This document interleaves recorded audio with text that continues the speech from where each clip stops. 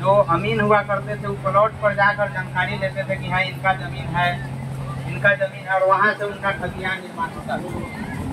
लेकिन यहाँ पर सबसे पहले सरकार ने आज अभी इस बार प्रयास किया है कि इस बार पहले आपको बताना है कि आपका कौन कौन सा जमीन है और उसके दावेदारी का आपके पास क्या आधार है।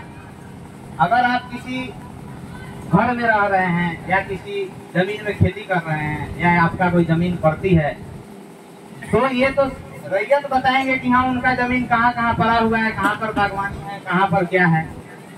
तो वो जिस आधार पर यहाँ पर भर के देंगे और वंशावली बना कर देंगे उस आधार पर उनके हिस्से का सत्यापन होगा और वो सत्यापन हम लोग खतियान से पंजी 2 से करेंगे और उसके बाद उनका सत्यापन के बाद हमारे कानूनगो सर के द्वारा खाता खोला जाएगा।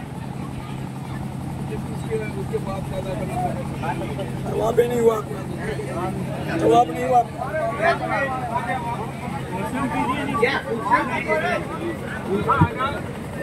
सवाल कीजिए, सवाल वैसे नहीं, माइक लीजिए।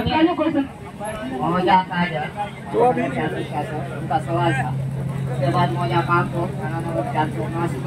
उसमें जो लोग बैठे हुए हैं जो 50 साल से या 30 साल से 30 साल से उस जमीन का क्या पोजीशन रहेगा उसके बारे में सिर्फ लोगों को बताइए।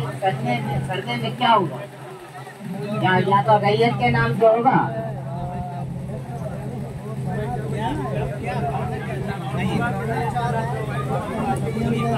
देखिए आपका जो क्वेश्चन था कि 25 साल से रह रहे हैं, आपका क्वेश्चन था 25 साल से रह रहे हैं मेरे पास क्या पेपर नहीं।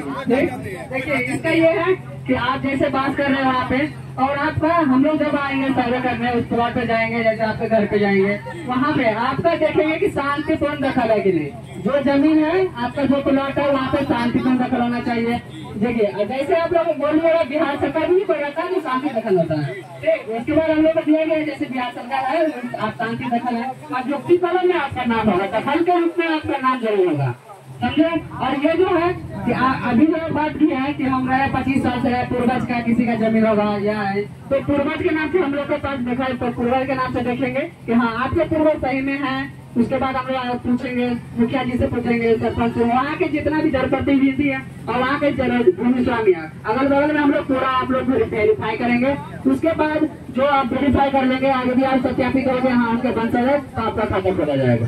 अगर उसमें ऑब्जेक्शन हो भूदारी के द्वारा देखिए और भूदारी के द्वारा ऑब्जेक्शन हो क्वेश्चन एक बार फिर से करिए इनका क्वेश्चन का मतलब 20 साल से पोजीशन में है पोजीशन के बाद वो तो अपना पोजीशन एक तरफ दिखा रहा है और वन साइड जो है भूदारी ऑब्जेक्शन कर रहा है। इसका देखिए उसमें हम देखेंगे पेपर वाइज उसका वर्क करेंगे पेपर वाइज ही उसका वर्क करेंगे बिना पेपर का उसका वर्क किसी का कोई कब्जा किया हो चाहे देखिए इसमें यह है कि कितने भी भूस्वामी होंगे वो गरीब रहते हैं उनका उतना मजबूती नहीं रहता है कितना लाठी बल से कोई कब्जा किया रहता है।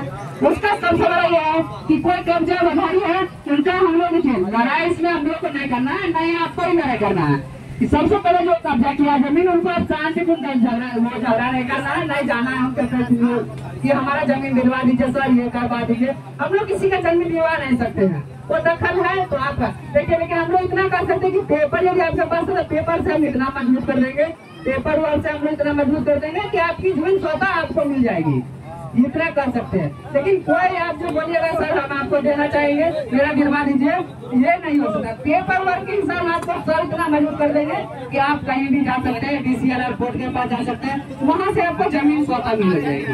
और मेरा सवाल ये है कि बिहार सरकार की जमीन जो लोग रैयत के रूप में बसे हुए हैं उसका क्या? देखिए जो बिहार सरकार में रहते हैं उनका पूर्वज जैसे पूर्वज पे रहे हैं उनका पर्चा रहता है किसी का बात सही पर्चा मिलता है किसी को रहने के लिए दिया जाता है उसमें पर्चा वाइज दिया जाता है कि हाँ आपको पर्चा और कोई पेपर नहीं है उसमें दखल देखा जाएगा शांतिपूर्ण दखल देखा जाएगा जी। नहीं बंदोबस्ती हम लोग नहीं ऑर्डर ही नहीं हम लोग का बंदोबस्ती करने का आपके नाम से खाता खोलने का ऑर्डर नहीं है। सरकारी जमीन बात कर रहे हैं ये हम लोग करेंगे तो हम लोग फंस सकते हैं हम अपना नौकरी नहीं छोड़ सकते हैं। आपको इस व्यवस्था से देखा जाएगा क्यों आपका शांतिपूर्ण दखल होना चाहिए इतना बोल रहे हैं। उसके बाद तो देखिए अभी हम लोग नया है और हम लोग को जो बुकलेट दिया गया है उसके अनुसार भी वर्क करना है।